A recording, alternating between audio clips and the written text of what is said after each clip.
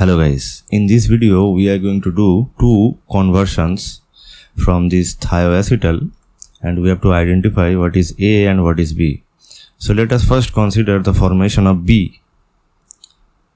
The thioacetal from formaldehyde, this is a thioacetal from formaldehyde and it can be synthesized by simply reacting formaldehyde with 1,3-dithiol in presence of BF3 as the Lewis acid. So this is the condition by applying which we can get this thioacetal. So now when this thioacetal will be treated with N-butyl lithium, this butyl anion being a very strong base will abstract either of these two hydrogen atoms and thereby this carbon ion will be formed. We all know that this carbon ion is highly stable due to the presence of these two adjacent sulfur atoms, and sulfur has vacant 3d orbital, and due to that reason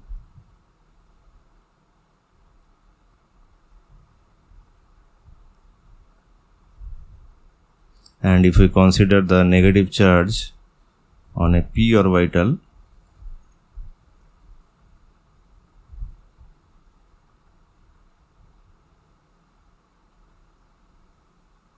then this type of bonding interaction between this carbon 2p orbital and sulfur 3d orbital will take place, and this is the reason why this carbon ion, this type of carbon ions are highly stable.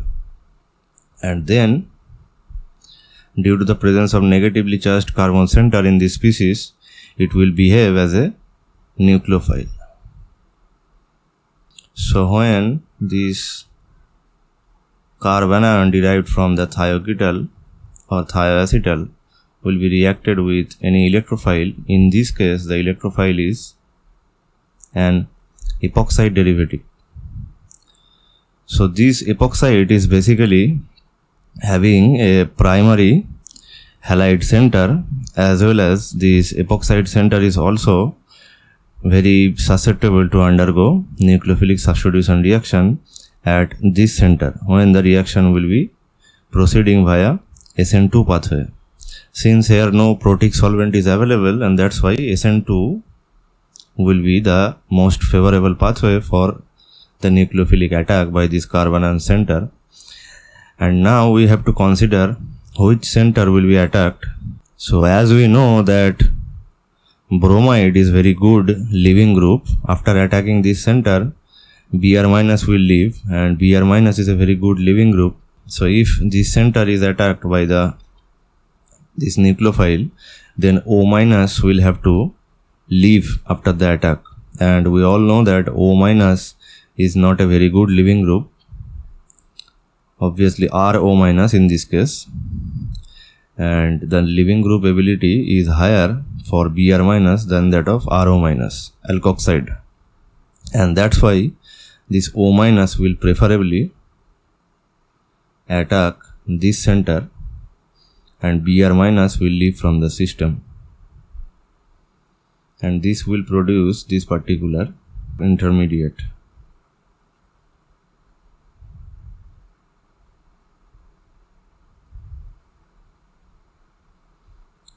And then we have to perform the second step, which is the cleavage of this thioacetal group, and it is performed by mercury chloride in aqueous medium. The detailed mechanism is given in my previous videos, so you can check that.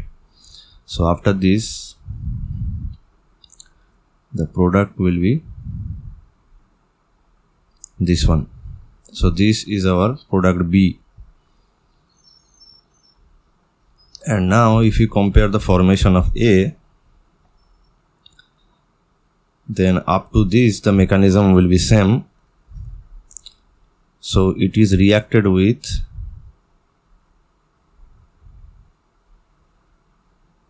this particular epoxide in this case. So here you can see that this carbon center is sterically crowded compared to this center. So here the SN2 mode will favor the attack at this carbon center of this epoxide ring, and this carbon ion will attack this center, and this CO minus bond will break up the epoxide moiety, and this O minus will then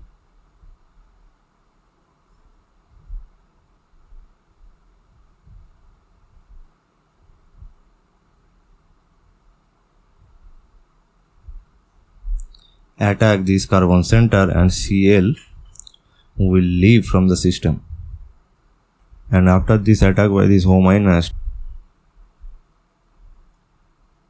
this particular intermediate will form.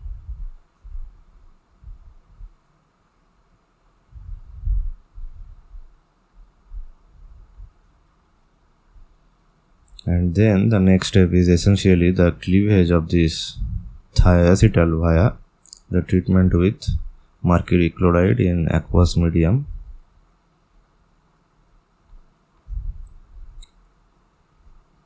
And this will form this particular compound. So this is our product A.